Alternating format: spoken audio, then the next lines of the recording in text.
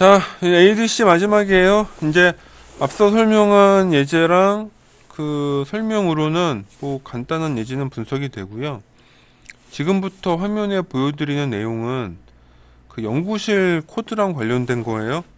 그 연구실 코드도 분석이 될 건데 뭐 설명 한번 듣고 보시면은 더 쉽게 접근할 수 있잖아요. 그래서 좀 중복 자료가 있습니다. 아무래도 그러니까 그거 감안하셔가지고 보세요. 우선은 int adc인데요. 이게 뭔가 많이 달라졌죠. 이게 연구실 코드는 그 소스 폴더에 있는 코드를 수정한 게 많아서 지금 당장은 그거를 다 뜯어 고치긴 어려울 것 같아요. 이미 선임자가 그렇게 작업을 했기 때문에. 자, 그래가지고 제가 이거 프로젝트 만들 때 독립형 프로젝트 만드는 거 말하고 지금 그렇게 프로젝트만 컨트롤 C 컨트롤 V 해가지고 지금 연습하고 있잖아요. 그러니까 요 코드를 지금 당장 정리해서 뭐 하긴 어려우니 그 복사된 프로젝트 폴더에 이렇게 없는 부분들, 지금 예를 들어 이런 거 없는 부분들 수정해서 좀 넣으면 돼요. 여기 지금 보면은 뭐 딜레이 함수 같은 것도 없잖아요. 이게 지금 제가 막 생략하고 중간에 껴 맞춘 거라서 그런 거거든요. 뭐 딜레이 함수 같은 것도 중간에 여기 밴드갭 키는데 여기 밴드갭 켰잖아요. 그러면 여기에 딜레이 함수 들어가야 돼요, 사실은. 근데 지금 제가 이거 뭐 자료 수정하다가 빼먹은 것 같은데 여튼간에 그런 것도 참고하셔가지고 하시면 되고요. 우선은 핵심적인 것만 설명해 줄게요. 이 위쪽에 네 줄은 아까 전에 설명한 밴드갭 설정하는 거, 클럭 설정하는 거, 시퀀스 모드 할 거냐, 스티뮬러스 모드 할 거냐, 이거 한 거거든요. 이 예제에서는 스티뮬러스 모드가 쓰여졌네요. 아까 이거 설명할 때도 했지만 대체적으로 이렇게 스티뮬러스 모드가 속도면에서 좀 더 유리하기 때문에 지금 스티뮬러스 쓰고요. 우리 연구실에서는 A, B 채널, 그러니까는 저 그룹 A, 그룹 B 8개씩 있다고 했잖아요. 시퀀스 1, 시퀀스 2. 이게 회로를 좌우에 분산 배치해 놨기 때문에 특히 더 스티뮬러스 모드가 적합해요. 그거 참고하시고, 그 다음에 SEQ 캐스케이드는 뭐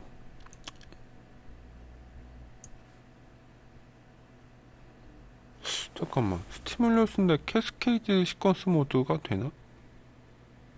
나중에 좀 봐야겠네요. 제가 이건 기억이 또 확실치가 않네요. 또 듀얼 샘플링인지 캐스케이드 시퀀스 모드인지 기억이 안 나네요. 나중에 봐야 할 것 같고, 우선은 자료만 보면은 지금 캐스케이드 시퀀스 모드로 설정이 되어 있네요. 요거는 이게 뭐였지? 이거 한번 찾아봐야 될 것 같은데. 자, 그 다음에 CPS는요, 클럭 프리스케일러예요. 이게 아마 샘플앤홀드에 들어가는 프리스케일러인 것 같은데, 이 밑에 보면 ACQ, 이거 따로 있구나. ACQ 프리스케일러가 있고 지금 CPS 프리스케일러가 있죠. 그래서 이게 클럭 단계가 HSP 들어온 다음에 지금 ADC 클럭 분주가 아마 여기서 있었고, 클럭 분주를 다시 분주해서 그게 ADC 모듈에 들어가고, 그걸 또 다시 분주해서 이 프리스케일에 들어가는 한 3단계 정도의 분주 시스템을 가지고 있어요. 그래서 말씀드렸다시피 ADC는 프리스케일러가 많은데 설정 가능한 프리스케일러의 기능이 뭐라고 해야 되나, 좀 약간 제한적이에요. 이 마음대로 바꿀 수가 없어요, 이게. 우선은 그렇다 치고, 우선 ADC, 방금 궁금했던 게 나왔네요. 그 ADC 컨트롤 1에 시퀀스 케이스 요 비트 설정하는 건데, 이 0이 듀얼 시퀀서 모드 SEQ1, SEQ2, 오퍼레이션 에즈 2, 8 스테이트 시퀀서 돼 있네요. 이 스티뮬러스는 0을 선택해야 되는데 이거 왜 1로 해놨지? 스티뮬러스는 0으로 해야 돼요. 기본적으로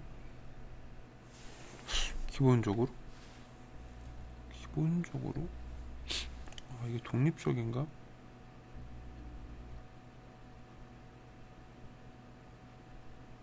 이건 확실치 않아요. 기억이 안 나는데 이거 좀 해봐야겠네요. 우선은 시퀀셜 모드란다 자꾸. 스티뮬러스 모드면 여기 0 선택해야 됩니다. 0 선택해야 되고, 시퀀셜 모드면 여기 1 선택해야 돼요. 1. 일단 그거 참고하시고요. 이렇게 이 구조가 틀리거든요. 이게 스티뮬러스고 이게 지금 시퀀셜인데, 아니 이 구조랑 관계없이 샘플링은 그냥 독자적으로 두 개, 독자적으로 한 개만 한다는 건지 모르겠네요. 제가 시퀀셜 레지스터가 움직이는 모드랑 샘플링 하는 게 동시에 된다 안 된다가 분리되어 있는지 아닌지 좀 잘 판단이 안 갔네요. 그거는 나중에 또 공부하면서 또 의견 주세요. 뭔 얘기냐면, 시퀀셜과 스티뮬러스 모드는 이 샘플 앤 홀드에 관련된 얘기거든요.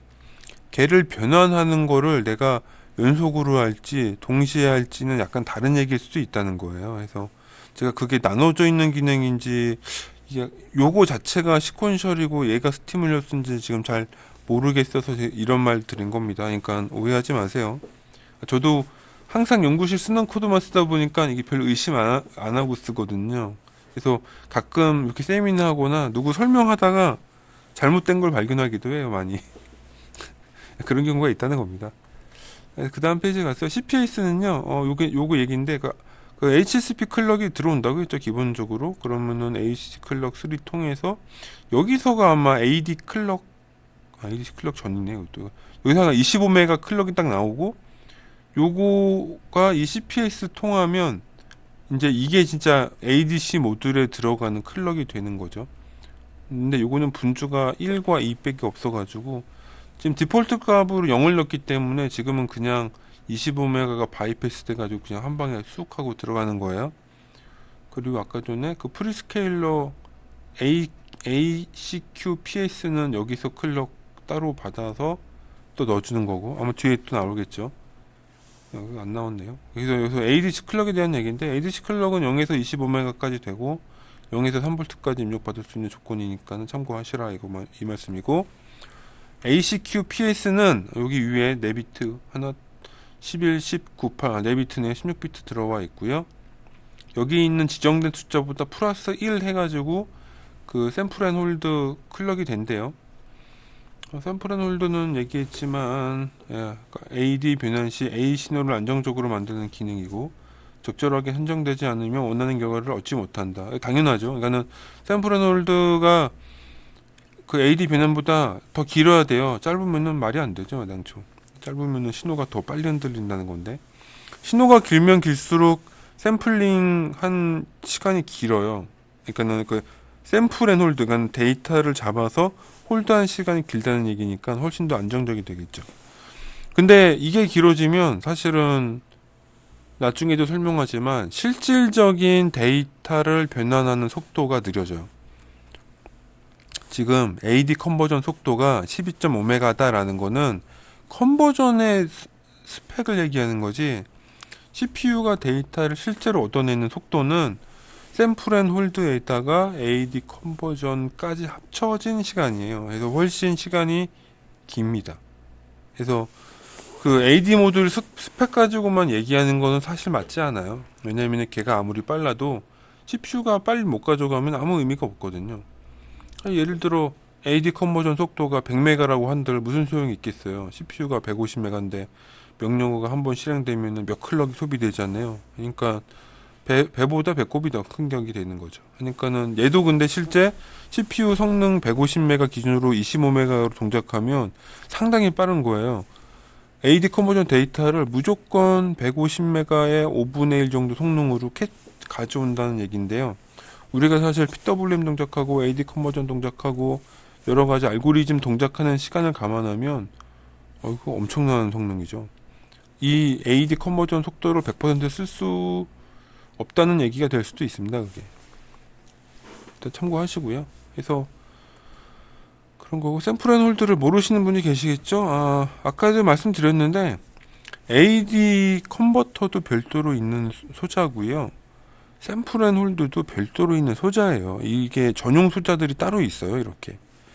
근데 이거를 우리가 인베디드라는 명목 하에 CPU 안에다가 다 하나에 한 거죠. 그래서 우리가 그걸 인지를 못하고 있지만 실제로 아날로그 모듈에 있는 갖가지 거, 예를 들어 밴드갭 레퍼런스 소재라든가 방금 말한 샘플 앤 홀드라든가 AD 컨버터는 다 원래는 개별 소자다 참고하시면 되고요. 자, 그래서 시퀀셜 샘플링 모드의 구체적인 예인데요. 이렇게 여기 S가 샘플이고 C1이 컨버전이거든요. 그래서 이게 지금 파이프라인처럼 겹쳐져 있긴 한데 샘플이 계속 지속적으로 일어나는 걸 가지고 우리가 시퀀셜 모드라고 하는 거예요. 그래서 방금 제가 말씀드렸다시피요, 컨버전 속도가 빠르다는 걸로는 얘기가 다 안 끝나요. 왜냐하면 샘플 앤 홀드가 있거든요. 여기 자료에도 나와 있지만 여기 지금 패스트 컨버전 타임에 대한 얘기인 거지 이 샘플 앤 홀드가 포함되어 있지 않잖아요. 지금 여기만 봤더라도 샘플이 기본 두 쿨럭이 포함되어 있는 건데, 그러면은 컨버전이 뭐 80나노가 된다 하더라도 이 컨버전 속도 기본 나노가 80나노거든요. 기본 앞에 40나노가 붙어 있어요. 하니까는 이게 120나노가 돼버리니까 속도가 확 줄거든요. 그래서 이 컨버전 AD 컨버터의 성능이 곧 실제로 내가 프로그램에서 써먹는 그 컨버터의 속도는 아닙니다. 절대. 그거랑 이거는 완전 다른 얘기예요. 실질적인 AD 변화는 샘플 앤 홀드와 이 컨버전 동작 두 가지의 합이다. 단 이게 파이프라인이 되면 이게 매번 이렇게 튀어나오잖아요. 요 시간이 짧은 거죠. 요 시간이. 참고는 하시고요. 그러니까는 어떤 면에서 AD 컨버전은요, 여러 개의 데이터를 가급적이면 한 번에 많이 받는 게 유리하죠. 한 번에 많이 받는 게. 그러니까 하나씩 하는 게 아니라 4개면 4개를 쪼르륵 받는 게 가장 유리해요. 사실 그렇게만 따지면 뭐 시퀀셜이 느리다고 할 수는 없어요. 그러니까 뭐 16개를 받는다 하더라도 맨 처음 한 번 읽었을 때가 느린 거지, 두 번째 거부터는 계속 40나노인가 두 쿨럭, 그러니까 샘플 앤 홀드 그것만큼 시간 오차를 두고 계속 쭉쭉쭉쭉 들어오기 때문에 사실 속도가 느린 건 아니죠. 사실은 그렇게 따지면. 여튼간에 여기도 있지만은 그 AD 클럭이 25메가 기준일 때요, 그 AD 컨버터는 클럭 2개를 소비해서 80나노가 걸립니다. 최소예요. 이게 최소인가? 이게 고정 스펙일 거예요. 80나노. 그래서 이 속도가 12.5메가다라는 겁니다. 이 속도가.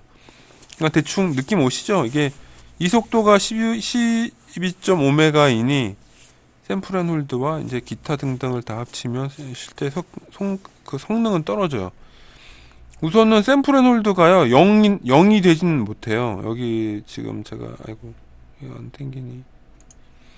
샘플 앤 홀드의 기본값이 0인데요. 0이면 클럭이 하나가 무조건 들어가거든요. 그러면 실제 80나노에다가 샘플 앤 클럭 40나노 더하면 120나노고, 이거 더하면 실제로 8.333메가 SPS예요. 물론 한 개 읽었을 때 기준이긴 한데, 한 개를 읽었을 때 말씀드렸다시피 얘를 연속으로 읽으면, 그러니까 첫 번째 거는 8.333메가 SPS인데 연속으로 읽으면 이 샘플 앤 홀드가 두 번째 거 읽을 때부터는 파이프라인으로 묻혀버리기 때문에 그때는 뭐 12.5메가처럼 보인다 이거죠. 뭐 틀린 말은 아니니까요. 뭐 일단은 그렇다는 겁니다. 그래서 이 말의 의미를 잘 해석해야 돼요. 얘가 12.5메가인 거는 2개 이상의 데이터를 연속으로 읽었을 때부터 나오는 거예요. 여기서부터 여기 여하튼간에 맨 처음에 약간의 딜레이가 있어요. 이 컨버전을 한다라고 하면은, 컨버전 하면은 약간 시간이 걸려요. 이게 그러니까는 실제 이펙티브한 유효한 컨버전 타임이 생각외로 리얼로 막 나오진 않아요. 첫 번째 거 데이터만. 그래서 두 번째, 세 번째, 네 번째부터는 굉장히 빠르다 이거죠. 근데 그런 걸 무시하고 우리가 파이프라인으로 얻을 수 있는 이점이 없다고 가정하고 계산을 해보면 실제 유효 데이터가 생각외로 준다 이거예요. 만약에 샘플 앤 홀드가 0이 아니라 1이다 그러면 샘플 앤 홀드만 80나노가 되거든요. 컨버전이 80나노잖아요. 두 개 합치면 160나노, 6.25메가가 돼요. 그러니까 아주 현실적으로 내가 한 채널씩 읽는다, 예를 들어 그런 코드를 짠다면 내가 실제 데이터를 캡처하는 유효한 속도는 6.25메가예요. 물론 그게 또 연속으로 된다면 연속으로 된다면 12.5메가 나오겠네요. 그쵸? 왜냐면은 컨버전 타임이 샘플한테 묻혀버리니까 80나노분의 1이 되니까는 12.5메가가 나오는 거죠. 그래서 이 샘플 앤 홀드가 길어지면요, 유효 성분이 떨어져요. 유효 성분이 떨어집니다. 그래서 기본적으로 컨버전 속도보다 샘플 앤 홀드 이 기간이 더 길면 데이터를 읽어내는 주기가 이 샘플 앤 홀드 주기에 종속이 되는 거죠. 예, 그게 그게 현실이다 이거죠. 그게 현실이다. AD 컨버전 빠르지만 실제로 샘플 앤 홀드가 있기 때문에 실질적인 데이터의 속도 차이가 있다라는 거를 설명해 드리는 거예요. 자, 그래서 이제 지금 시퀀셜 모드 설명한 건데요. 여기서 보시면 첫 번째 데이터 나오고 두 번째 데이터 나올 때까지 약간 시간이 걸려요. 그래서 이거가 있다는 걸 인지해야 되고, 스티뮬러스 같은 경우는 약간 틀린데, 스티뮬러스는 여기 보시면요, 요 타이밍에 동시에 샘플을 두 개 잡아요. 그리고 이거 컨버전을 각각 두 개를 차례대로 합니다. 차례대로. 그래서 실질적으로 요게 채널을 두 개를 읽는 시간이에요. 요놈이. 근데 요거를 읽어 드리는 사이에, 그러니까 컨버전이 진행되는 사이에 샘플을 한 번 더 할 수 있겠죠. 그러면 요때 읽어 드리는 샘플이 요때 나와요. 그래서 요 빨간 바가요, 스티뮬러스에서 만약에 그 샘플 앤 홀드가 1이라고 쳤을 때, 지금 두 클럭 먹고 있으니까 1이라고 했을 때 실제로 이 속도예요. 그러니까 데이터가 나오는 속도는 여기에 한 번, 여기에 한 번. 그럼 클럭이 하나, 둘, 셋, 넷 하면은 뭐 한 클럭당 뭐 25메가라고 치면은 대충 40나노 정도 되니까 160나노. 160나노면 아까 6.25메가인가? 그래서 이게 실제로 이 속도가 안 나와요. 이게 뭐 컨버전 속도가 12.5메가인 거지 절대로 뭐 이 속도가 나올 수가 없습니다. 잠깐만, 12나노 제가 계산 잘못했나? 잠깐만 어디 보자. 갑자기 또 산수가 안 되네요. 산수를 해보면 이걸 뭐 계산할 필요는 없지만, 그래요. 이거 잘못했네. 이거 6.25인데 내가 왜 12.5라고 적었지? 6.25고요. 이쪽 시퀀설도 마찬가지인데 이거 보면은 약간 이거 보세요. 물론 샘플 앤 홀드가 1 잡혀 있다고 가정하고, 샘플 앤 홀드 컨버전, 샘플 앤 홀드 컨버전 그러니까 실제 데이터가 여기랑 여기 한 번씩 있거든요. 그럼 여기가 하나, 둘, 여기 뭐 약간 두 칸 반 정도 나오는데 두 칸인지 세 칸인지 잘 모르겠어요. 우선 세 칸 정도 잡는다고 치면 120나노 정도 되거든요. 그럼 8.33메가 SPS. 그러니까 뭐냐면 시퀀셜을 왜 빠르다고 하는지 모르겠어요. 그러니까 물론 이 샘플 앤 홀드 시간이 어떠냐에 따라 달라지는 건 맞아요. 근데 기가 짧아지면은 더 할 수 있는데, 실제로 컨버전 타임이 12.5메가 SPS라는 얘기는 컨버터의 성능인 거고, 프로그램적으로 데이터를 가져올 때 시퀀셜과 스티뮬러스의 차이가 얼마나 크냐를 정량적으로 체크하기가 어려워요. 왜냐하면 샘플 앤 홀드에 의한 영향이 있고 내가 데이터를 읽을 때요, 보시면요, 이거는 확실치 않아요. 이 일의 영향이 얼마나 클지 모르겠지만, 샘플을 동시에 두 개 잡는다고 쳤을 때 여기랑 여기 잡는 거잖아요. 두 개 잡고 여기는 여기 잡고 여기 잡고. 그러면 유일한 스티뮬러스의 장점은 신호를 두 개를 샘플링해서 각각 시간 차이를 두고 샘플링을 한다라는 것밖에 없는 거죠. 그러니까 동시에 샘플링을 두 개를 잡는다가 유리한 거지, 속도면에서 더 빠르다거나 이런 걸 얻으려면 샘플 앤 홀드를 많이 줄여야 되는데, 제 경험상 샘플 앤 홀드 그렇게 줄였다가는 제가 원하는 데이터 얻기가 어렵거든요. 특히 우리 연구실 거는 샘플 앤 홀드 숫자를 무작정 줄일 수 없는 게, 얘가 물론 하드웨어를 얼마나 잘 만들었느냐에 따라 다르겠지만 연구실 거 나중에 테스트 해보세요. 이 샘플 앤 홀드를 한 5, 4 정도까지 안 주면 노이즈 때문에 이 값이 엄청 흔들려요. 영향을 받는 거죠. 그러니까 전원 노이즈나 이 센싱 회로에 영향을 받기 때문에 샘플 앤 홀드를 샘플 앤 홀드 이 ACQ PS 값을 작게 줄 수가 없어요. 현실적으로 연구실 게. 물론 나중에 하드웨어가 개량되고 좀 더 좋아지면 결과가 다르겠지만 여하튼간에 지금은 현실적으로 쟤를 여기 예제에 1도 줄 수가 없어요. 1 주면은 값이 너무 막 바뀌거나 또 안 바뀔 때도 있어요. 왜냐면은 이 뭐라고 해야 되지? 이 샘플 홀드가 너무 작아 버리면요 이 변화되는 값을 또 추정 못하는 경우도 있거든요. 여튼간에 말씀드리려고 한 거는 ADC 컨버터의 속도가 12.5메가 있는 건 맞으나 샘플 앤 홀드 기간과 실제 데이터를 가져오는 현실적인 CPU의 동작을 감안하면 실제로는 성능이 얘만큼은 아니다 이거죠. 유효 성능은 훨씬 더 낫다. 그거를 감안해야 되고 샘플 앤 홀드가 상당히 커지게 되면 완전히 묻혀요. 이런 특성 자체도. 지금 화면은 지금 샘플 앤 홀드가 1일 때 얘기인데 샘플 앤 홀드가 5가 된다면 실제 클럭을 6개 소비하거든요.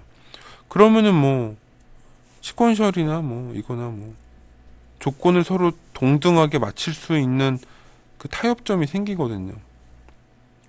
예를 들어 샘플 앤 홀드 3 쓰고 얘는 6 쓰고 해도 비슷한 결과를 얻을 수 있을걸요? 성능상으로는. 물론 동시에 두 개의 데이터 시점을 받는 건 다른 얘기지만은 실제로 모터즈 하시는 분들은 그런 거에 되게 민감한 분도 계세요. 이게 상전압 상전류 찍을 때 동시에 데이터를 두 개 보는 거, 그 시점이 되게 중요한 거죠. 미묘한 뭐 수십 나노의 차이를 하더라도 그게 연산의 결과를 주거든요. 영향을 주거든요. 그러니까 뭐 그렇다. 그래서 여튼간에 여기서 좀 여러분이 제가 유념해서 말씀드리고 싶었던 건 AD 컨버전의 속도와 실제로 내가 완료가 돼서 데이터를 가져가는 시간은 같은 게 아니에요. 같은 의미가 아니다라는 것. 우선은 그런 것들 설명하고 싶었고,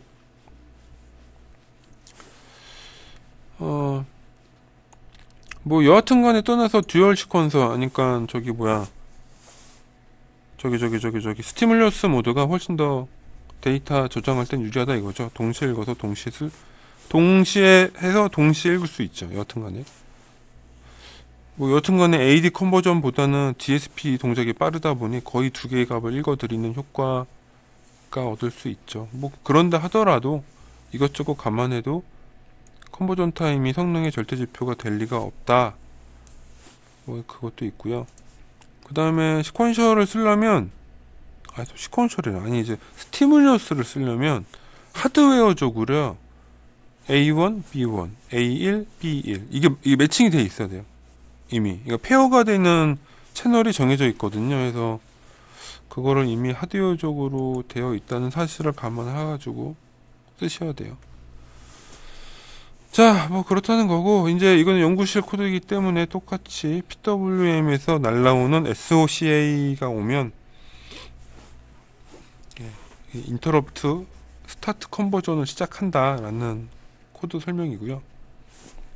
이렇게 여기 있죠? 이 PWM X SOCA 트리거에 의해서 SEQ1, SEQ가 스타팅한다. 여기 있죠. 이걸 이해하는 게 중요하죠. 그래서 이 PWM에서 SOCA가 날라오면요 무조건 컨버터가 동작해요.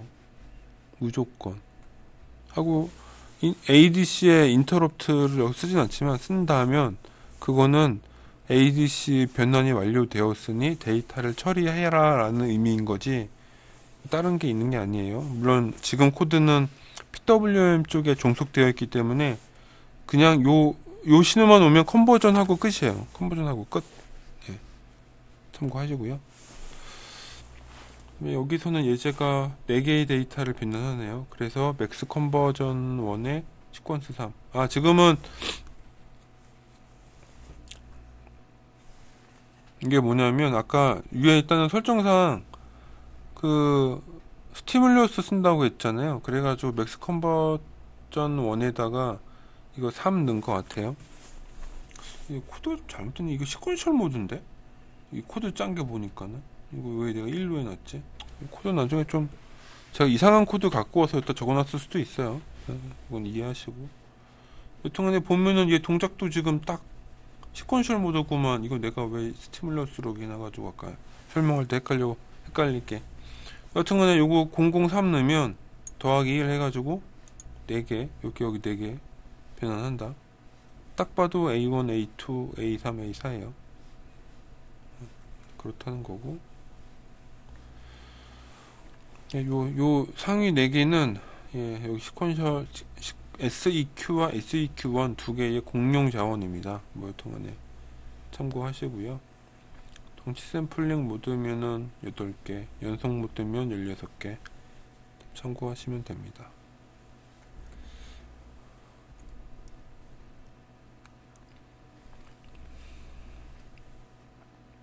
그 다음에 쭈루룩 4개 넣고 예, 이렇게 채널값 하나 차례대로 넣어주고 있어요.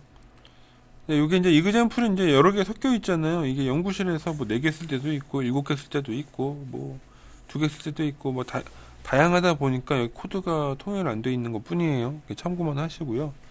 여기 들어가는 숫자는 여기 요 4가지 비트, 그러니까 헥사데시멀 1개로 정의되고요. 하드웨어 여기 있는 이름은 실제 그 AD 핀 이름이에요. 그래서 A0부터 A7까지, B0부터 B7까지 참고하시고요.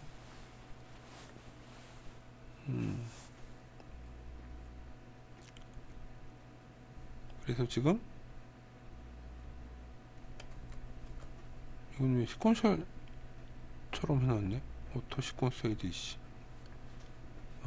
그쵸. 이게 이제 요 시퀀설에다가 값을 써놓으면 계속 변환해서 리절트에 갖다 저장하는 그런 일련의 과정을 보여주고 있는 거야. 이게 참 시퀀셜 얘가 참 진짜 편리한 기능인 거예요. 이 입력 채널에 관계없이 얘가 딱 갖다 넣어주니까. 그리고 이제 PWM에서 SOCA 쓰겠다고 한 거고, 그 SOCA 트리거 소스가 뭔지 일단 지금 한 거고, 여기서는 TV 카운터가 0일 때 SOCA를 발생하라고 했네요. 이건 또 코드마다 틀린 겁니다. 이거 여기 아닐 수도 있어요. 또 코드마다. 그런 건 또 따로 분석하셔야 돼요. 예제 코드를 보셔서.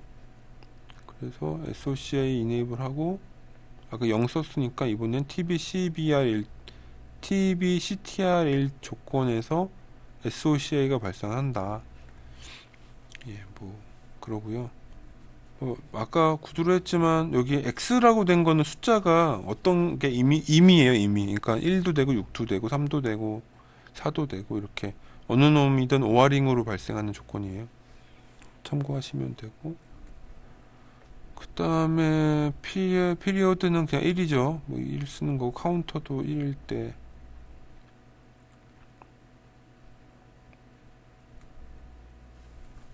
제가 물음표 해놨죠. 이거 예전에 연구실에 누가 써놨는데 이거 왜 1로 했는지 모르겠어요. 이 카운터 값은 지가 저절로 상승하는 건데 원래 이게 상태 레지스터예요. 카운터는 실제로 이거 1, 2, 3 이렇게 그냥 카운팅 하는 건데 이걸 뭐 값을 써놨더라고요. 인터럽트를 강제로 초반에 발생하려고 했는지 모르겠지만은 여튼간에 예. 여기 설명했지만 그 SOCA가요 PWM 인터럽트가 굉장히 빠른 경우에 약간 채배, 그러니까 이렇게 두 번마다 세 번마다 이렇게 발생하도록 약간 조정할 수 있는 그 레지스터예요. SOCA PRD가. SOCA CNT는 현재의 상태, 얼마의 인터럽트가 생겼는지 상태를 나타내는 겁니다. 그래서 요거는 상태 변수예요. 그래서 이거는 그냥 놔두시면 돼요. 그냥 뭐 그렇게까지 쓰는 경우가 있는지는 모르겠지만 내가 프로그램적으로 이 값을 읽어서 어떤 처리를 하는 거죠. 대표적으로 만약에 세 번마다 한 번씩 내가 인터럽트를 쓴다고 하면 1, 2, 3 순서를 알 수가 있잖아요. 그러면 1번 때 뭐, 2번 때 뭐, 3번 때 뭐 이렇게 차례대로 어떤 동작을 할 수도 있기 때문에 이렇게 카운터 값을 읽어서 처리를 하는 거죠. 현재 내가 몇 번째인지를 알아야 되니까는. 그리고 네, 그런 것들이 이렇게 카운터에 다 숨어 있고요. 이거의 이벤트 트리거는 PWM 쪽에 있어요. 이 모듈 자체는 PWM 모듈다. 그리고 밑에 있는 거는 여태까지는 SOC-A만 떠들었는데 그 SOC-B도 따로 있어서 이렇게 유사한 구조로 되어 있다. 참고하시면 되고요. 그러고 보니까 연구실에서는 SOC-B를 쓴 적이 거의 없네요. 거의 SOC-A에 맞춰서 코드를 짰던 것 같아요. 거의 항상. 뭐 그도 뭐 역사와 전통을 자랑하는 거니까 예, 뭐 그렇게 참고하시고요. 그 다음에 SOC-A 플래그는 한번 지운 동작을 했네요. 그리고 SOC-A 클리어 비트가 있어서 클리어 비트를 써서 이벤트 플래그 레지스터를 실제로 지웠네요. 예, 일단 뭐 참고하시고요. 자, 그래서 ADC 코드를 보면 이거 옛날 코드인데 여기 숫자 여기 딜레이 함수가 안 들어왔네요. 잘못됐네 이거. 나도 의식하지 못하고 가지고 온 코드긴 한데 여기 밴드갭 켰으니까 여기 반드시 딜레이가 좀 있어야 돼요. 뭐 참고적으로 말하는데 딜레이를 왜 빼버렸네. 지운 건지 뺀 건지 모르겠지만 여튼간에 내부 밴드갭, 내부 프리스케일러, ADC ON 이거 연속 변환 16채널. 이게 0 잘못했네. 이게 16채널 연속 변환이면 0이에요. 시퀀셜 모드인데 이거 뭔가 잘못 해놨거나 제가 잘못 설명을 했거나 그랬네요. 여기 0입니다. 0. 이 코드 자체가 지금 시퀀셜 모드에 지금 적합하게 되어 있거든요. 약간 애매하게 수정했어요. 이게 지금 보니까는.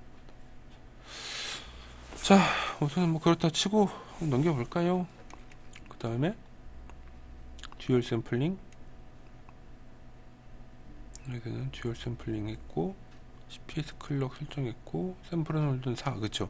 이 연구실 거는 이 프리스케일 아니죠, 프리스케일이란다. 샘플 앤 홀더를 4, 5 정도 줘야지만 돼요. 이게 지금 쓰는 전원이 300에서 800 사이다 보니까 노이즈가 너무 심해요. 또 제어보드 자체가 지금 절연형이 아니다 보니까 외부 노이즈에 민감해요. 그래서 얘가 좀 커야지, 너무 작게 하면 값이 너무 막 흔들려 가지고 안 좋아요. 너무 그러면. 그 다음에 뭐 SOC-A 인터럽트 쓴다는 거 이네이블 한 거고요. 총 변환 횟수 채널 첫 번째 거, 두 번째 거, 세 번째 거, 네 번째 거. 그래. 그러니까 S 모드 셀은 0이 맞고 맥스 컴부도 1이 아니라 그냥 맥스 컴부로 해도 되는 건데 굳이 어렵게 해놨네요. 이게 뭔가 코드 잘못된 거가 좋은 것 같아요. 혹시 나중에 연구실에 이런 코드가 있다면 반드시 저랑 상의를 하던가 수정해서 쓰셔야 됩니다. 여기 연구실 코드가 만진 사람이 여러 사람이라서 모든 코드가 정상적이 아닐 수도 있어요. 참고하시고, 그 다음에 뭐 SOC-A 쓰겠다, 발생 조건은 TBCRT가 0일 때 쓰겠다, 발생 누적은 1일 때 하겠다. 그래서 뭐 SOC-A 플래그도 지우고. 그래서 인터럽트 발생 조건이 뭐냐면 자동 변환은 아니다. 왜냐면 그 ADC 인터럽트 안 쓰니까요. 그 다음에 이 PWM SOC-A AB는 인터럽트 함수를 호출하는 게 아니라 PWM에서 발생한 조건에 따라 자동으로 변환되는, 자동으로 ADC, 그러니까 변환이라는 말이 여기서는 ADC 되는 처리 과정. 뒤 적어놨네. ADC 완료 임투하는데 왜 요걸 지는 게 낫겠네. 그쵸? 말이 이상하다. 옛날에 만든 거라서. 네, 처리되는 과정이다. 인터럽트는 SEQ1, SEQ2 완료 시 ADC 인터럽트 호출을 처리한다.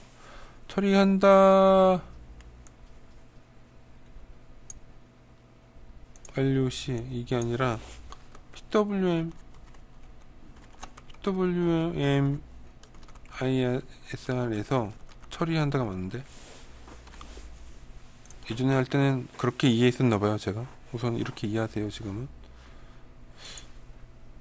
그거는 시퀀스면은 시퀀스 이렇게 할 수 있는데, 이것도 경우에 따라 다르니까 이렇게 설명해야 될까? 네. 자, 연구실 인터럽트 코드를 검토 이렇게 하죠. 이렇게 말 좋게. 자, 이렇게 하는 거고, 뭐 말씀드렸다시피 캐스케이드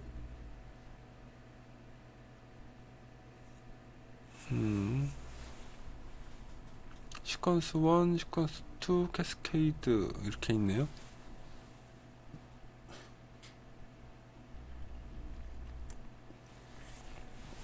아, 이걸 보니까 옛날에는 의식을 못했는데, 그러니까 샘플링의 시퀀셜이랑 스티뮬러스 샘플 앤 홀드, 그러니까는 샘플링을 연속으로 할 거냐, 스티뮬러스하게 할 거냐랑 하는 거랑, 채널에서 AD 컨버터가 동작되는 거는 독립적이겠다는 생각이 드네요. 그거를 의식했던 적이 있진 않았는데 그냥 쓰는 것만 써서 이걸 보면은 살짝 그런 생각이 좀 드네요. 여튼간에 ISR을 발생하는 여러가지 조건들에 대해서 나오고 있는데, 뭐 예전에도 말씀드린 거지만 이 인터럽트는요, 그 인터럽트 플래그에다 내가 값을 써주면요 강제적으로 인터럽트가 생겨요 원래. 그래서 이 소프트웨어 트리거라는 게 실제 내가 인터럽트 쓰지 않더라도 SOCA나 SOCB에다가 어떤 값을 내가 써주면 인터럽트를 인식합니다. CPU는 그게 진짜 EPWM에서 SOCA가 와서 된 건지 그걸 판단하지 못해요. 그냥 플래그가 0에서 1로 바뀌면 아, SOCA가 발생했구나, 그럼 ADC 컨버전을 하고, ADC 컨버전이 끝나면 이제 인터럽트를 호출을 하는 거죠. 하고 두 번째는 이제 그 EPWM에서 발생한 소스들이고, 캐스케이드에서만 A, B를 다 받네요. 그 다음에 X인트, ADC, SOC는 외부 핀에서 받는 건데 한 번도 써본 적 없어요. 뭐 여튼간에 저런 게 가능하다는 거 참고하시고요. 여튼간에 ADC 동작을 트리거하는 방법은 여러 가지가 있는데, 우리는 EPWM이랑 그 연동하는 기능을 주로 쓰고, 다 돼요. 뭐 시퀀스 1, 시퀀스 2, 캐스케이드 시퀀스까지 해가지고 다 된다. 뭐 인터럽트 발생 순서라고 되어 있는데 사실은 뭐 ADC 초기화했고 SOC 트리거가 오면 맥스 컴브랑 맥스 카운터 비트가 쭉 되면서 컨버전을 시작하죠. 컨버전이 되면 결과값 저장하고, 이 시퀀스 카운트가 제로가 될 때까지 반복해요. 자동으로. 이걸 오토 시퀀스라고 한 거예요, 아까 전에. 그러니까 내가 맥스 컴브에다가 뭐 4를 넣는다 하면은 4번 변환해요. 4번 자동으로. 그게 완료가 되면 인터럽트가 완료됐다라는 이 플래그를 켜주는 거고, 이때 ADC, ISR이나 뭐 다른 인터럽트들을 쓸 수가 있죠. 근데 이거는 문제는 요 지금 보이시는 이 시퀀셜 플로우 차트는 내가 ADC 인터럽트 함수를 쓰겠다고 할 때 쓰는 거지, 그냥 우리 PWM 우리 그냥 연구실 코드 쓸 때는 ADC 인터럽트 안 써요. 그냥 PWM에 SOCA만 주고 변환하는 거예요. 그러니까 SOCA 단점이 뭐냐면요, SOCA를 PWM이 펄스로 발생하잖아요. 그러면 AD는 무조건 컨버전은 처음부터 다시 다 해요. 무조건. 인터럽트가 뭐 처리됐건 안 됐건 관계없이 무조건 그냥 변화를 합니다. 이게 참 무서운 거죠. 그러니까 PWM 동작이랑 AD 동작이랑 정확히 알고 있어야 돼요. 이게 순서가 안 맞고 시간적으로 뭐가 안 맞거나 그러면은 서로 꼬이거든요, 데이터가. 이제 우선 그렇다고 하시면 그렇게 알고 계시고, 그래서 ADC 컨트롤 2의 시퀀셜 1 트리거는 이렇게 있다. 여기에 SOC, SEQ1도 있고, 그거 하면 이제 SOC 동작하는 거죠. 그 다음에 이거는 int seq1 interrupt 쓰는 거 하는 거고, 그쵸. 이거는 끝나면 매번 끝날 때마다 이렇게까지는 할 일이 있을지 모르겠는데, 어떡하냐. 뭐 매 시퀀스에 여러 개 있는데 매 시퀀스마다 인터럽트 거는 것도 있대요. 저는 뭐 이렇게까지 써본 적은 없는데 참고하시고요. 주로 ADC 스테이터스에서 쓰는 거는 이거죠. 맨 밑에 0번 int 시퀀스 1 이거를 주로 쓰겠죠. 그래서 이게 시퀀셜 인터럽트가 완료되면 이제 여기서 이게 띵 하고 플래그가 되는 거죠. 이 0번이. 그러면은 우리가 알고 있던 ADC 인터럽트 소스로 쓰이는 거고, 하고 엔드 오브 버퍼는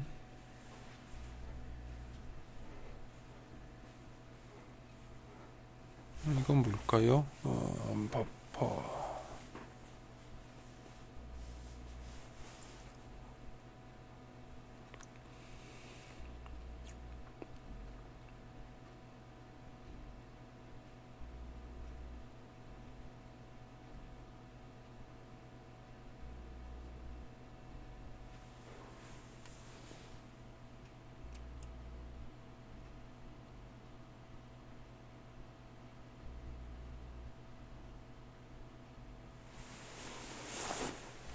뭐 제가 봤을 때는 동일한 조건을 감지하는 것 같은데, 얘는 시퀀셜 1의 버퍼 비트가 끝났을 때 체크된다는 것 같아요.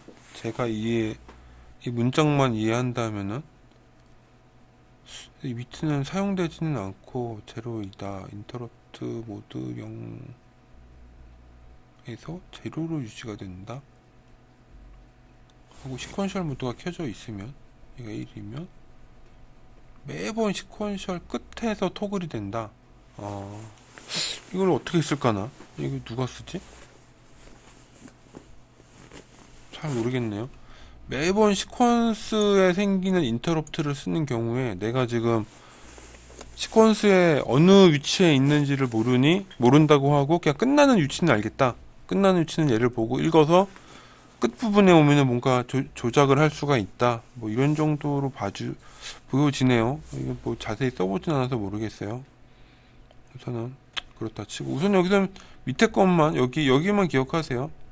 결과적으로 EPWM SOCA가 들어와서 시퀀스 1 인터럽트가 발생하게 되면 이 0번 비트가 활성화된다라는 겁니다. 자, 기타 또 알아야 될 게 이제 이벤트 트리거는 앞전에서 설명했죠. 이 SOC를 발생하는 소스는 이 PW 안에 있는 이벤트 트리거라는 모듈이에요. 얘는 PWM에 있는 겁니다. ADC 안에 있는 게 아니라. 그래서 여기 SOCA를 일으키거나 SOCB를 일으키거나 아니면 EPWM 인터럽트가 있거나 뭐 이런 것들을 다 가지고 있는데, 우리는 이 중에서 SOCA를 쓰는 거죠. SOCA 인터럽트가 띵 생기면 ADC가 자동으로 컨버전을 하는 거예요. 뭐 그래서 이렇게 인터럽트 함수 정의하고 뭐 이런 식으로 쓰는 거. 이건 예제를 설명하려고 했나 보네. 이건 뭐 저 아까 봤던 예제인데, 네, 뭐 그런 식으로 해서 이거는 그거네요.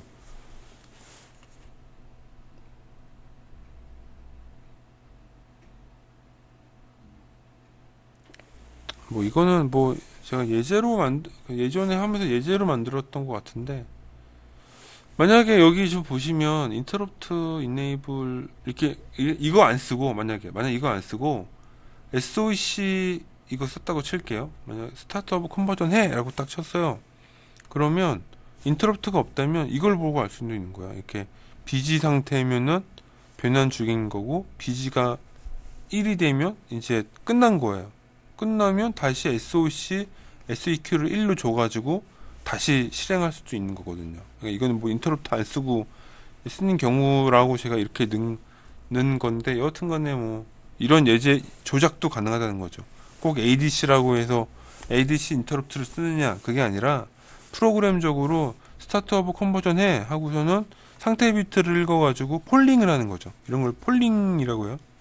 인터럽트 플래그를 폴링을 계속해가지고 BG가 0에서 1로 되면 아 컨버전이 끝났구나 그러면은 내가 처리하고 그럼 다시 또 스타트를 해라 라고 이렇게 명령을 줄 수가 있죠. 그래서 이런 조작도 가능하니까 한번 나중에 한번 해보세요. 뭐 이런 조작도 가능해요.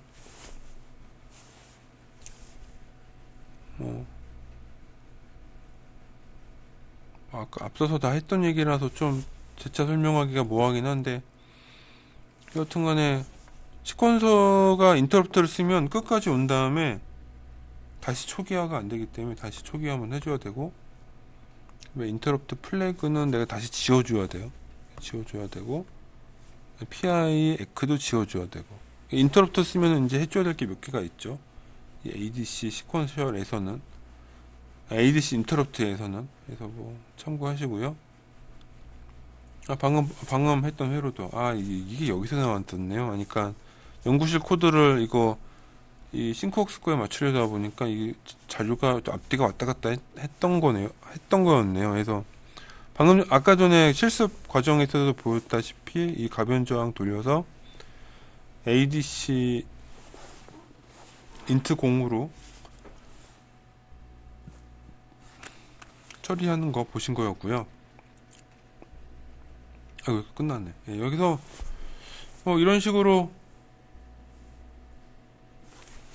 뭐 연구실 코드 겸사겸사 하고 싱크웍스 아까 예제했던 거 겸사겸사 추가 설명해 드렸고요.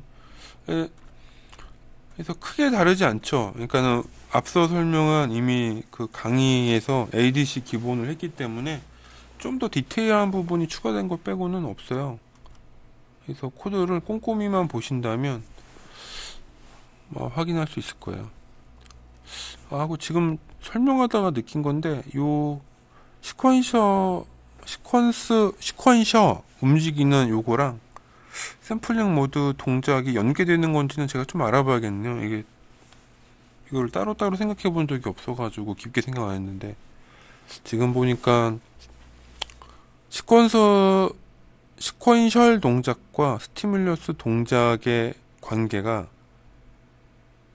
이 캐스케이드 시퀀스랑 SEQ1, SEQ2 동작이랑 연계가 있는지는 좀 봐야겠네요. 이게 독립적인 것 같은데 한번 제가 좀 더 확인해서 나중에 알게 되면 또 알려드릴게요. 우선은 연구실에 있는 코드만으로 충분해요. 연구실에 있는 코드는 다 스티뮬러스 쓰니까는 거의 대부분 제가 본 거는 이 자료에는 스티뮬러스인데 내용이 스티뮬러스가 아니에요. 그래서 지금 약간 당황하고 있는데 뭐 그것도 참고하세요. 왜 이상한지도 한번 같이 보시고. 그래서 이 정도 코드면 이제 연구실에서 사용하는 대부분의 이제 코드 분석을 뭐 이렇게 할 수 있어요. 이제 할 수 있는 상황이 된 거고요. 약간 중간에 부족한 부분들이 있는데 그런 것도 뭐 공부해서 새로 깨달으시면 저한테도 알려주시고 그러면 됩니다. 여튼 여기까지 수고하셨고요. 마침말은 따로 할게요. 우선은 ADC 설명은 여기까지 끝. 수고하셨습니다.